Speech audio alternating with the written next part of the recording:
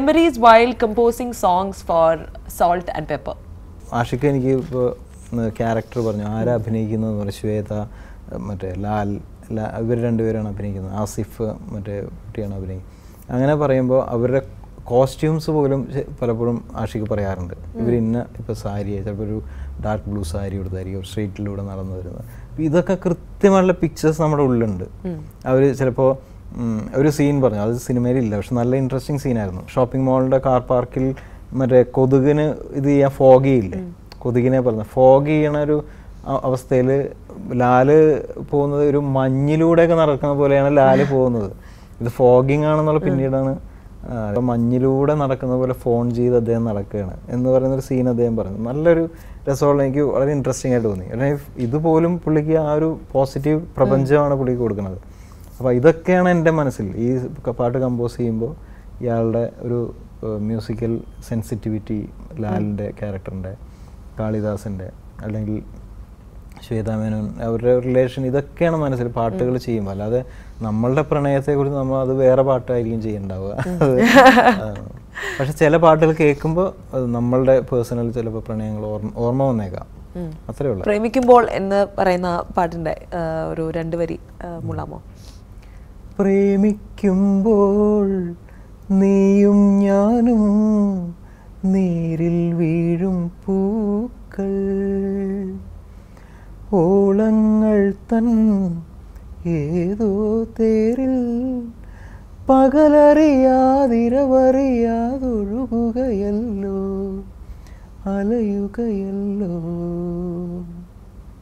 എങ്ങനെയാ അത് കമ്പോസ് ചെയ്യുന്ന നേരത്ത്? യൂഷ്വലി എങ്ങനെയാണ് നമ്മൾ you come up with 3-4 tunes or ഒരൊറ്റ ട്യൂൺ കമ്പോസ് ചെയ്യുക? അങ്ങനെയാണ് ഒരു പാട്ടിന് ഒറ്റ ട്യൂണേ ചെയ്യുള്ളൂ. ചിലർ പറയും ഒരു കാര്യം ചെയ്യും, 3-4 ചെയ്തോളാൻ പറയാം. അപ്പോൾ ഞാൻ പറയും 3-4 ഒരെണ്ണം ചെയ്യും, അത് ഇഷ്ടപ്പെട്ടില്ലെങ്കിൽ വേറൊരെണ്ണം ചെയ്യാം എന്ന് പറയും. അത് ഇഷ്ടപ്പെട്ടില്ലെങ്കിൽ വേറൊരാളെ നോക്കിക്കോളാനും ഇടയ്ക്ക് പറയാം. അതെനിക്ക് ഇഷ്ടപ്പെട്ടു, അത് നല്ലൊരു ഡയലോഗാണ്. അപ്പോൾ അത് ഈ പലപ്പോഴും നല്ല പാട്ടുകൾ എല്ലാം തന്നെ മിക്കതും ഫസ്റ്റ് ട്യൂണായിരിക്കും, ആദ്യത്തെ ട്യൂണായിരിക്കും. രണ്ടാമത്തെ ട്യൂണാണെങ്കിൽ അതിന് ഒരുപക്ഷെ ഡയറക്ടർ ജെന്യുവിൻ ആയിട്ടുള്ള ഒരു റീസൺ പറഞ്ഞിട്ടുണ്ടാവും, അല്ലെങ്കിൽ എനിക്ക് ജെന്യുവിൻ ആയിട്ടുള്ള ഒരു റീസൺ ഉണ്ടായിട്ടുണ്ടാവും.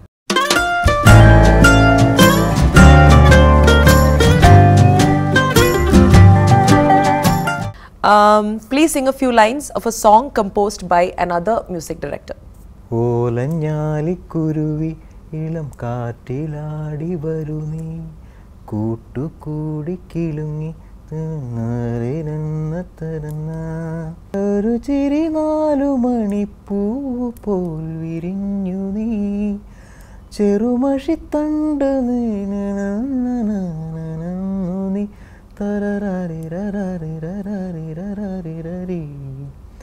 താരേ ഞാനാദ്യമായി.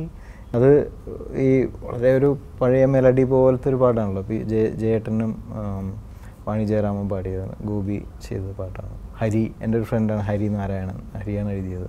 അപ്പോൾ അങ്ങനെ ഇടയ്ക്ക് ചില പാട്ടുകൾ അങ്ങനെ സ്റ്റാക്ക്, ചില കുട്ടികളൊക്കെ പാടുമ്പോഴാണ് ഇത് കയറി പിടിക്കണത്. ചില പാട്ടുകൾ ഞാൻ കേൾക്കുമ്പോഴേ ഒരുപാട് വേറെ പാട്ടുകളായിട്ട് സാമ്യമുണ്ടെന്ന് എനിക്ക് എപ്പോഴും തോന്നാറുണ്ട്. അല്ലെങ്കിൽ നമ്മളത് പാടി വരുമ്പോൾ വേറൊരു പാട്ടിലേക്ക് എത്തിച്ചേരുന്ന പോലൊരു ഫീലിംഗ് വരാറുണ്ട്.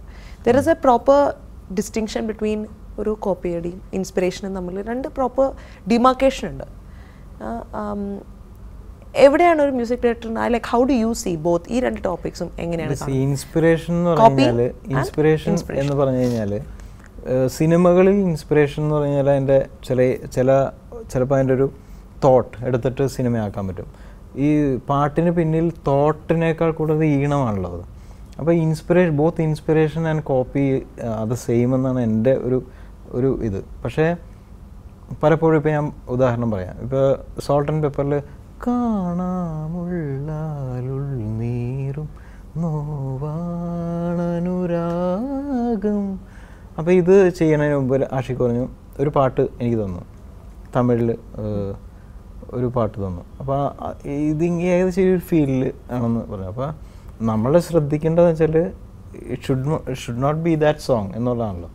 ആ സോങ് ആവരുത്, പക്ഷേ ആ പാട്ട് എന്താണോ അത് ആ ഒരു ഫീൽ നമ്മൾക്ക് തന്നത് അത് തരാൻ ശ്രമിക്കുക എന്നുള്ളതാണ് എൻ്റെ ഒരു അതായിരിക്കണം ഇൻസ്പിറേഷൻ, തോട്ട്, ബേസിക് തോട്ട്.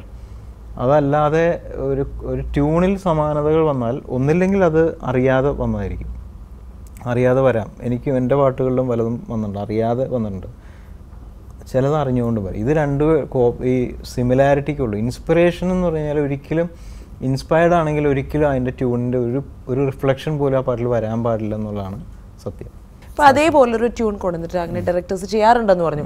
ഇതേപോലെ തന്നെ ഒരു പാട്ട് കൊണ്ടുവന്നിട്ട് ഇതിന്റെ സെയിം പറഞ്ഞാൽ നമ്മൾ ചെയ്യില്ല, ഇവരാരും സെയിം എന്ന് പറഞ്ഞിട്ടില്ല, ഈ ഒരു ഫീൽ എന്നാണ് പറഞ്ഞത്. ഇപ്പൊ അവർക്ക് ചെയ്യില്ല എന്നാണ് ഒരിക്കലും ചെയ്യില്ല, ഒരിക്കലും ചെയ്യില്ല. അപ്പൊ പിന്നെ പ്രോബിലിറ്റീസ് ഉണ്ട് സിമിലാരിറ്റി വരാൻ. കാരണം ആകെ 12 നോട്ടേ ഉള്ളൂ ഒരു ഒക്ടേവിൽ, 12 നോട്ട്സേ ഉള്ളൂ. ഈ 12 നോട്ട്സിന്റെ പ്രോബിലിറ്റീസല്ലേ ട്യൂണാക്കാൻ പറ്റുള്ളൂ.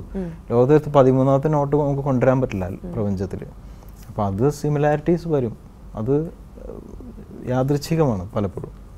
അങ്ങനെ സംഭവിച്ചിട്ടുണ്ടോ?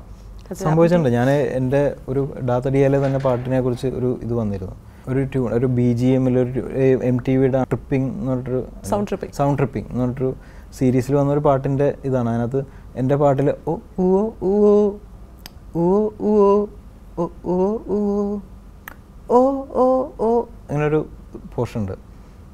അപ്പോൾ ഞാൻ ഇതൊക്കെ ചെയ്തതിന് ശേഷം പാട്ട് വന്നു.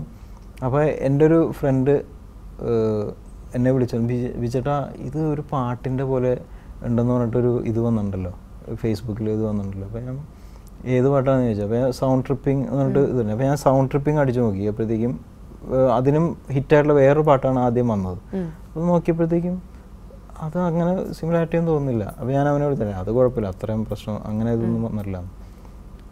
അല്ല വിചാരിച്ചാ ഞാൻ കേട്ടു ഇത് എന്ന് പറഞ്ഞിട്ട് എനിക്ക് ലിങ്ക് അയച്ചത്. ഞാനത് കേട്ടപ്പോഴാണ് ഓൾമോസ്റ്റ് അതേപോലെ തന്നെയാണ്. അപ്പോൾ അതിനകത്ത്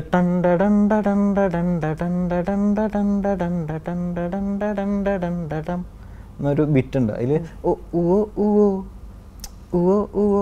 അതൊരു almost same tempo, almost same pitch. അപ്പോൾ നമുക്കൊന്നും പറയാൻ പറ്റില്ല അതിൽ കോപ്പി അല്ലേന്ന് വെച്ചാൽ നമുക്ക് അല്ലാന്ന് പറഞ്ഞാൽ ആരും സമ്മതിക്കില്ല.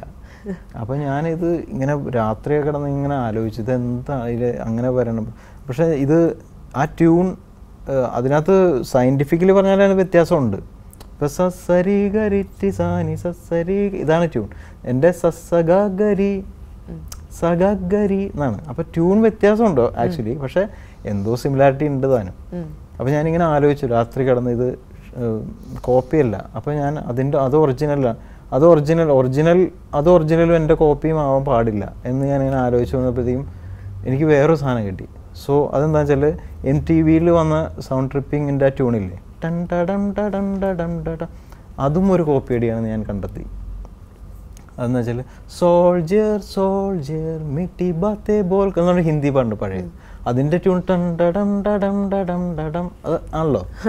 സോ നത്തിങ് ഇസ് അത് ഈ മ്യൂസിക് ഒരിക്കലും ഒറിജിനൽ അല്ലല്ലോ, മ്യൂസിക് ഒന്നും ഒറിജിനൽ അല്ല, അതെല്ലാം അന്തരീക്ഷത്തിലുള്ള നമ്മളിങ്ങനെ എടുത്തെടുത്ത് പ്രോബിലിറ്റീസ് ഉണ്ടാക്കി ചെയ്യുന്നതാണ്. അപ്പോൾ ഒന്നിലേറെ ബുദ്ധികളിൽ സിമിലറായിട്ടുള്ള ട്യൂണുകൾ ഉണ്ടാകാൻ സാധ്യതയുണ്ട്. പല സാധനം ഇപ്പോൾ പഴയ ഒരു മലയാളം പാട്ട് സംഗീതമേ ഒരു പാട്ടുണ്ട്, സംഗീതമേ AR റഹ്മാൻ്റെ ഒരു പുതിയ പാട്ട് സാരേ ഗാമേ, സെയിം ട്യൂണാണ്, സംഗീതമേ സാരേ ഗാമേ പാദനീസ. അപ്പോൾ അത് കോപ്പിയടിയല്ല, ആ സാഗാരി സാ എന്നുള്ള ട്യൂൺ ചെയ്തതാണത്. അപ്പോൾ അത് ഒരാൾക്കേ ചെയ്യാൻ പാടുള്ളൂ എന്നില്ലല്ലോ ഈ ലോകത്ത്, അങ്ങനെ ഇല്ല. അപ്പോൾ സിമിലാരിറ്റി വരാം അറിയാതെ, കോപ്പി അത് വേറൊരു സാധനമാണ്, അത് നമുക്ക് കേട്ടാൽ അറിയാൻ പറ്റും അതിൻ്റെ സ്ട്രക്ചറും അതിൻ്റെ എല്ലാം അതിൻ്റെ ഒരു അത്. കാരണം കോപ്പി അടിച്ച് പകർത്താതിരുന്നാൽ അതിൻ്റെ ഇമോഷൻ പോകും. അതുകൊണ്ട് ഈ കോപ്പി അടിക്കുന്നവരെ ഏകദേശം അത് തന്നെ ചെയ്യുള്ളൂ. I know your own comments. It's such a pleasure having you on this show. Thank you so much. And ഇനിയും ഒരുപാട് നല്ല പാട്ടുകൾ ഞങ്ങൾക്ക് സമ്മാനിക്കണം എന്ന് ഞാൻ പറയുന്നു. And thank you so much. And see you once again on Star Jam soon. Thank you.